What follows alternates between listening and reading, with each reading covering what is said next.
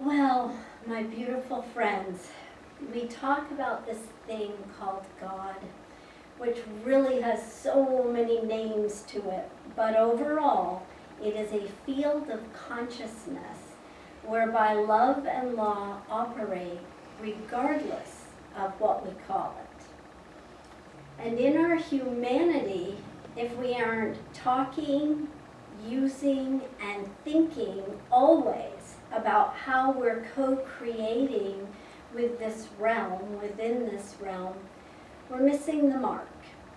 Our humanity means we get to experience. What a joy. And I have to tell you, I've had quite a week. I am going to say it was a rough one. But after my surgery, I ended up in the emergency room, followed by several days of being plugged up and plugged in while hobbling around. And then after unplugging all the contraptions, we were given the directions to go home and get back to normal. So we too had a great little chuckle because what's your normal? My first thought was, I am putting this rough week behind me, and I am ever so very grateful that there are 51 more weeks in a year for me to enjoy thoroughly. And I intend to do just that. There's more good in our experiencing as long as we make it so. So isn't it interesting that our planned talk for today, following that same good theme, is as good as it gets? I'd like everybody to take just a moment to think of your personal response and inward journey, you don't have to call it out, to the question, is this as good as it gets?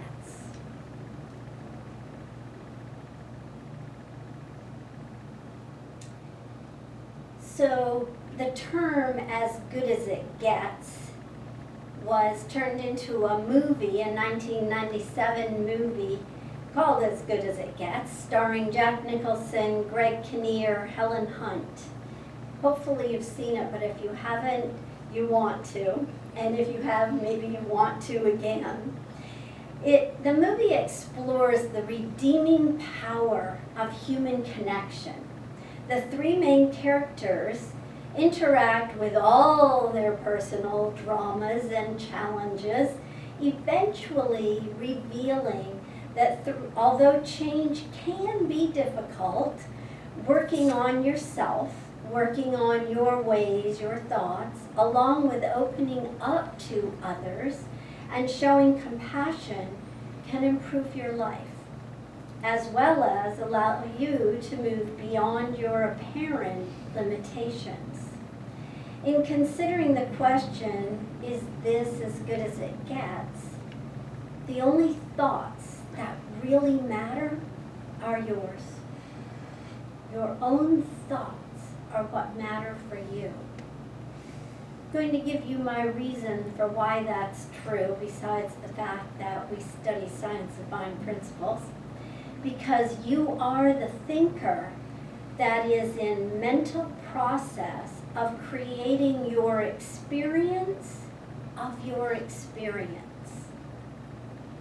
Now that has a little underlying tone to it. I'm going to say it again. You are the thinker that is in mental process of creating your experience of your experience. Ernest Holmes tells us life is a mirror and will reflect back to the thinker what one thinks into it. The statement, as good as it gets, is a subjective idiom which we can interpret either in the negative or in the positive. Rather like life and all the experiences that we have in life. We can look with eyes that behold a positive or negative viewpoint. And truly I want to mention that what is right for you or me may not be a fit for another, and that's okay.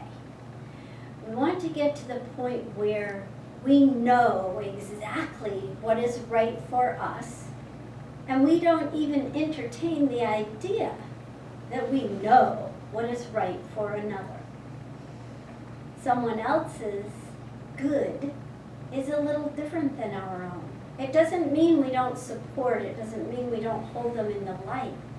It simply means we allow each one the freedom to maneuver their life experiences for themselves. Ernest Holmes, our founder, would remind us that to learn how to think is to learn how to live. That process of learning how to think is a very deeply personal journey.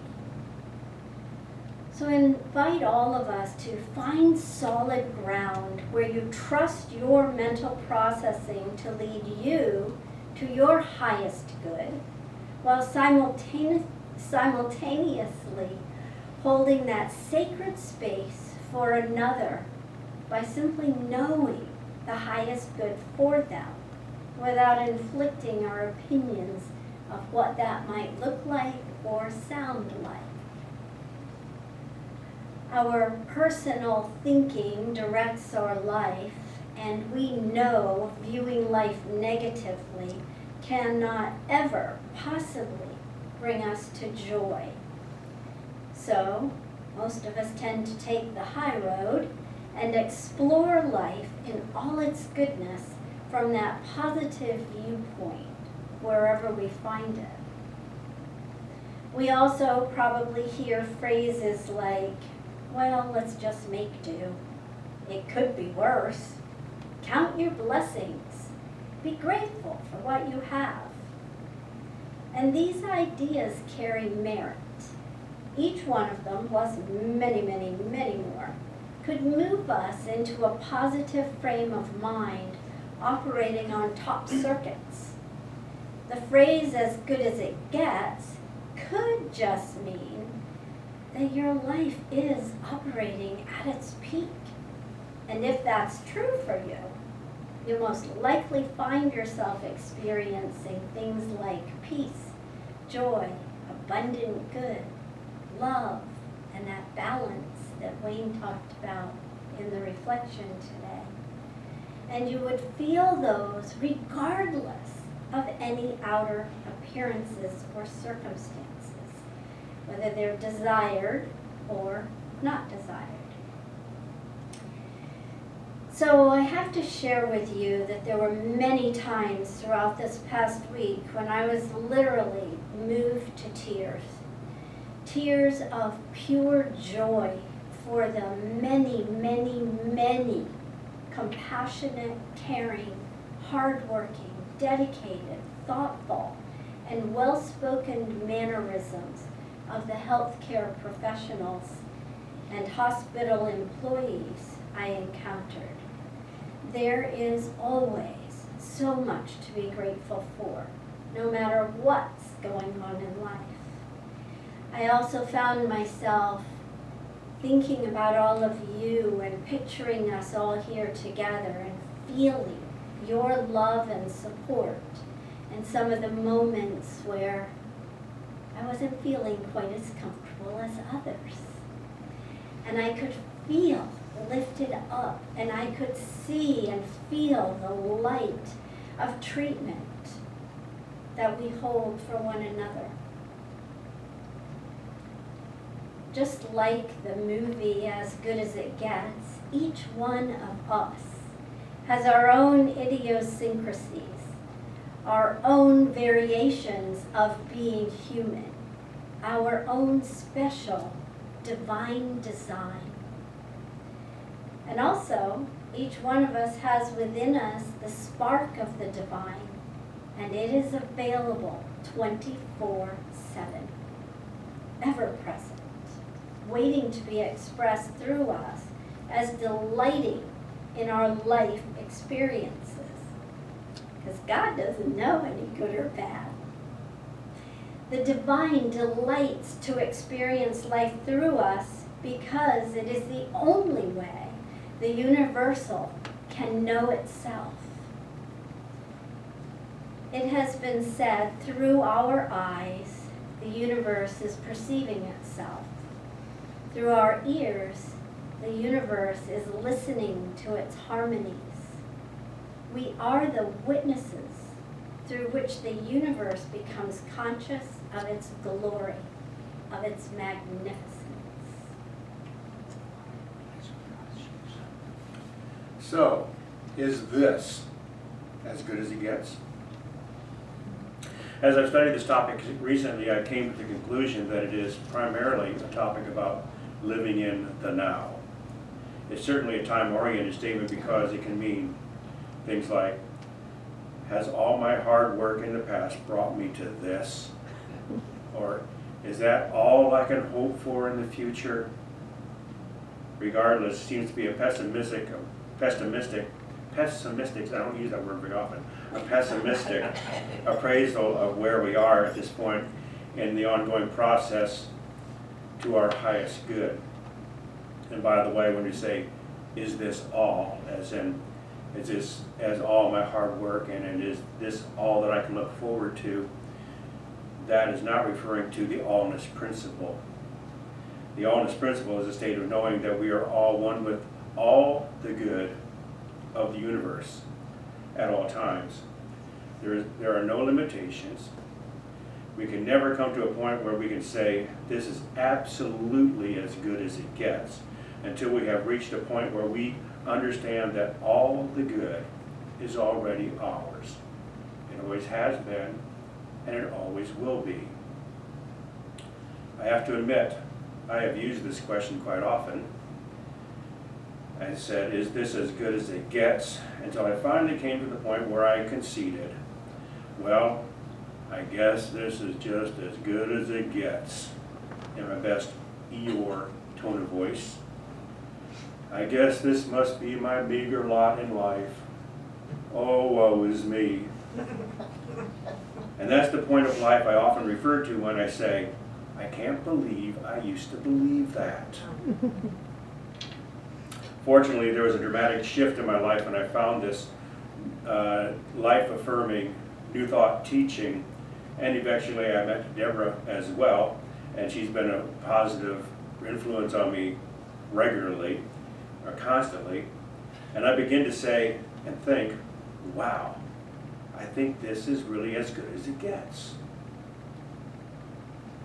Now, according to current neuroscience, the moment you decide your life can be different, your brain physically begins building a neural architecture of that different new life. And new neural pathways and channels, they channel your thoughts habitually in the direction you have designed through repetitious thought patterns. Your mind and your life can get into a rut by doing the same thing over and over again. And they can get into a rut by thinking the same thing over and over again. You decide if that rut will be negative or positive. Abraham Hicks says, you'll be amazed at what you attract after you start believing in what you deserve. And the entire universe is on your side, rooting for you to get what you want. The entire universe is rooting for you to get what you want. So the obvious question is, do you really know what you want? Remember what Raymond Charles Barker says, God doesn't know what's going to happen to me until I make up my mind. If you're still questioning if this is as good as it gets, you obviously haven't decided what is it you want to get. And if you haven't decided what you want, there's very little chance that you have designed a plan to receive it. So your brain has no idea where to direct or process your thoughts, and your mind has no focus, no direction. No one can determine the direction of your life, only you can. In Science of Mind, we actually believe not even God directs the directs the direction of our lives, we are co-creators. Thich Nhat Hanh says the purpose of a rose is to be a rose. Your purpose is to be yourself. You don't have to run anywhere to become someone else. You are wonderful just as you are. What he's saying is you are wonderful just as you are in the here and now. There's nothing that needs to change. Actually, if you are made in the image and likeness of God, you can't possibly get any better. Charles Fillmore was the founder of Unity Church, and I think this is now one of my favorite Charles Fillmore quotes. He said, "I refuse to be anxious about tomorrow or even the next minute. I know that God does provide for the fulfillment of his divine idea, and I am that divine idea." I am that divine idea. Here's a little scientific information to kind of lend some perspective to all that. Humans can see frequencies from 430 to 790 terahertz, and they can perceive sound between 20 hertz and 20,000 hertz. These ranges are just a tiny portion of the entire spectrum of light and sound, meaning much of what exists, or very likely most of what actually exists in the environment around us, is entirely invisible to us. We've developed mechanical tools to assist in accessing things beyond our physical limitations, but still, a vast majority of what exists around us is beyond our reach with the tools that we have. In Science of Mind, we know the realm of possibility is limitless, so that means we're maybe missing out on a lot. In Science of Mind, we also know that since we are one with God, we have full access to all limitless possibilities, even those possibilities beyond our physical limitation. We don't have to know how divinity is working for us at levels above and beyond our physical parameters. We simply need to know Spirit does and is working with us, for us, and as us. Our good is never limited. Our access to all good is never limited. Our conscious awareness of spiritual tools to access all good may need some work, but fortunately we are spiritual beings having a human experience, so we can easily access all the universal good. Myrtle Fillmore says, "Your good comes through you instead of to you. And if it seems not to come, that is because you have thrown up a barrier that prevents its unfoldment through your consciousness." So maybe our question should change from, is this as good as it gets, to, am I actually using all the good that there is? Am I unifying myself with all the good of the universe? Am I recognizing my oneness with all good? Jane Beach is a teacher and writer in Science of Mind, very well known. She says, "You have fun because you are fun. You feel loved because you are love. It is beautiful because you see it that way. Everything you read, everything you need is already within you." What we experience in life is a direct reaction to what extent we recognize our true nature and our true good. We set the stage for what we wish to experience in life, and life begins to materialize what we are expecting to receive. If we don't like what we are attracting, change your thinking, change your life. I'd like to offer some simple spiritual practice tools to condition yourself to experience all the good that is and release life habits that block that good. Some of the spiritual practices are, beginning with, always give, and by the way, I found these in some Buddhist teachings that I thought were absolutely fascinating. Always give yourself something small to look forward to, like a walk on the beach or quality time with your loved ones. Your mind and body need gentle reminders that life is meant to be enjoyed. Chores and work don't always have to take top priority. Taking care of yourself does always have to take priority. There's a quote that maybe the secret of living your best life is simply slowing down long enough to realize how wonderful things already are. I believe the reason I wondered despairingly in the past whether this was all as good as it gets was because I fell into the illusion that life required constant work to maintain a forward trajectory. The Buddha warns us about this harmful habit, stating that whoever abandons the reality of the present now moment to chase after the future will find their spirit withered and unfulfilled. Living in the now allows us to live happily and peacefully with no concern about what's around the corner. Today is not a stepping stone to tomorrow. Today is an opportunity to appreciate the good we have, not stress about maintaining or attaining yet even more. One of the greatest personal attributes in Buddhism is contentment. If you ask yourself if this is as good as it gets, and feel a sense of calm and peace, you have reached a level of enlightenment. So give your mind the relief of realizing that right here, in the quiet simplicity of this very moment, your life is already profoundly good. True contentment and peace is found when you observe the chaos going on around you and maintain a strong inner calm. Awakening is not gaining something new, it's losing what was never you to start with. Here's another valuable tool.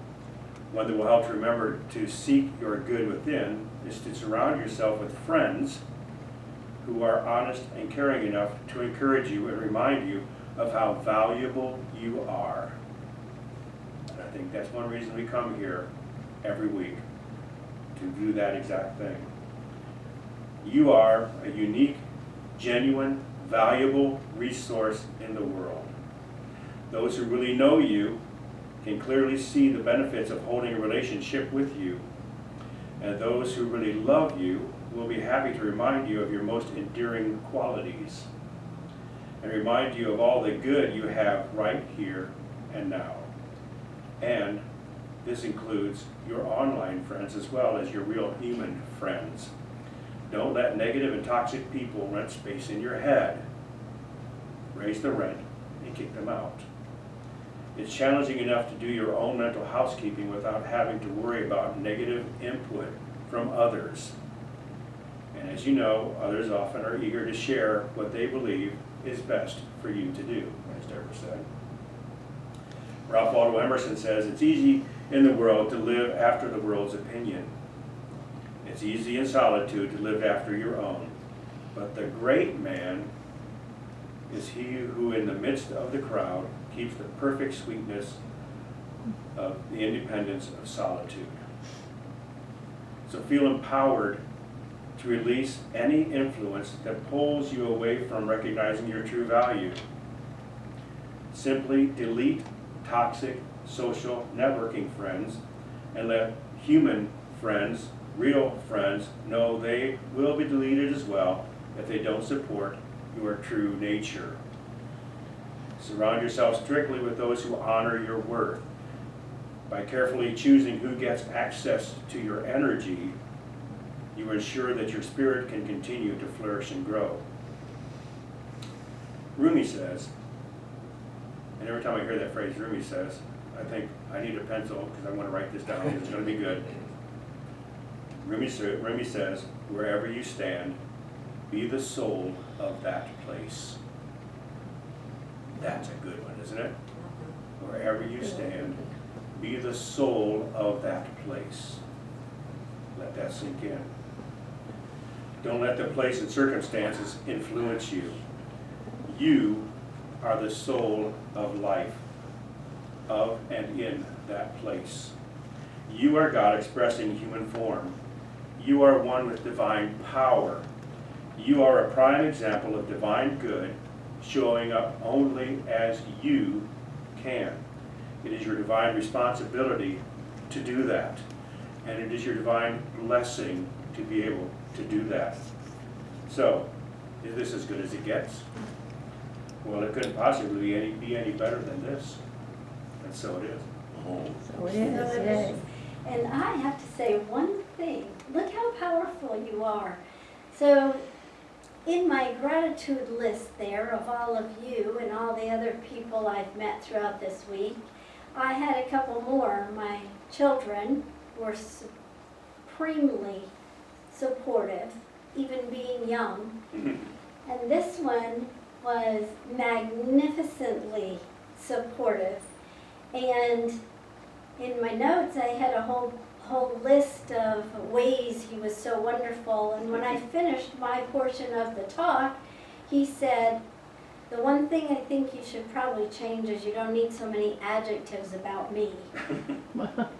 So lo and behold, you attracted no adjectives. As wonderful as you are. But you got them anyway at the end. Thank you. And so it is. So it is, yes.